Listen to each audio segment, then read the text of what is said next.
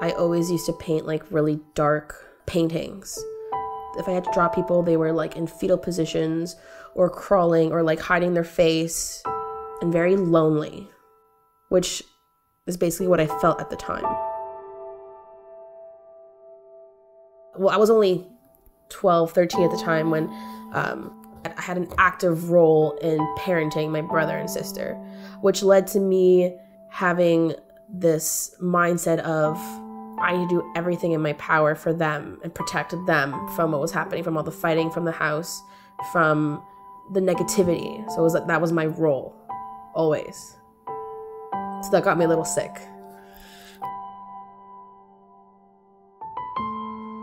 I don't think I wanted to commit suicide.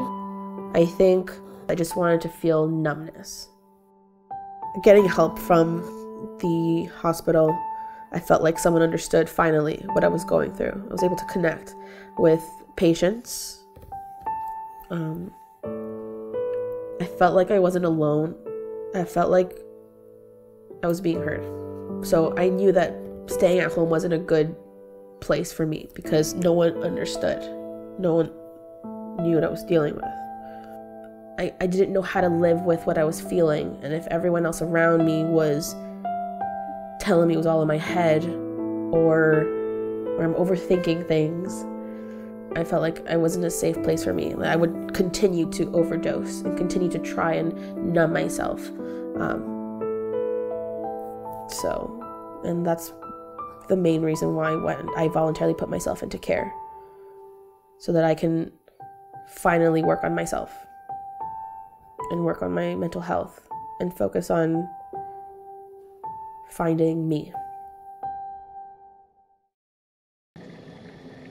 Family is beyond my womb.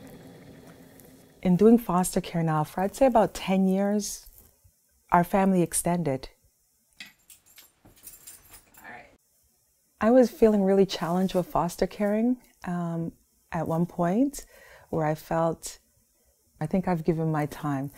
And then one day we got a call about Tracey, and as soon as she just started talking about her, I don't even know if she said her name, just something inside of me said, okay, yes, you know what, this is a good fit.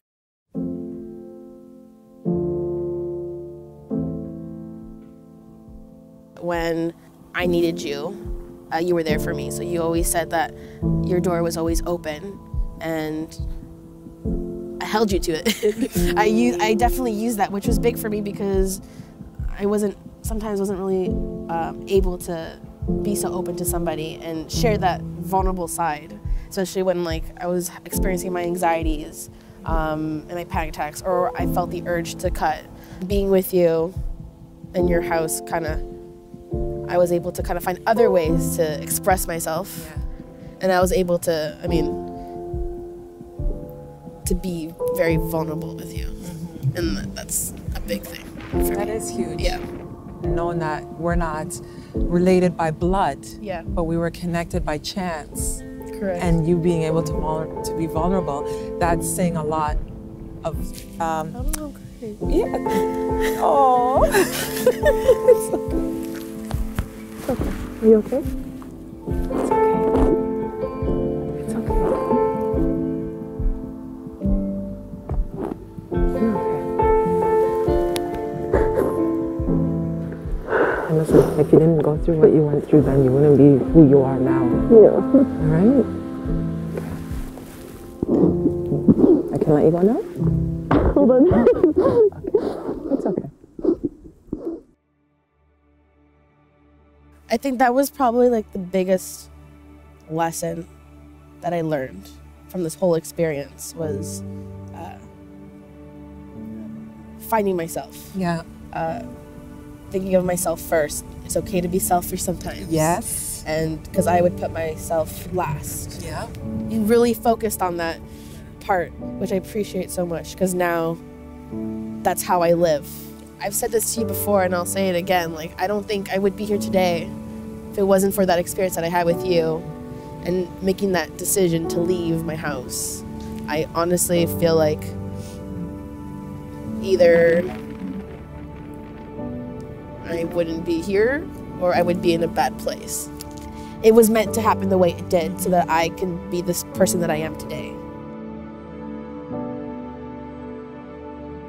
Tracey would fit the profile of why I was scared to be a foster parent when I first heard of fostering many, many years ago. But trust me, you are so loving, you're kind, you're warm, you're strong, you're beautiful, you are an overcomer, you are awesome. Like, wow.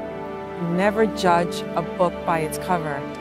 Read it and get to know it, and then you can understand it and you'll appreciate it, and then you'll love it forever.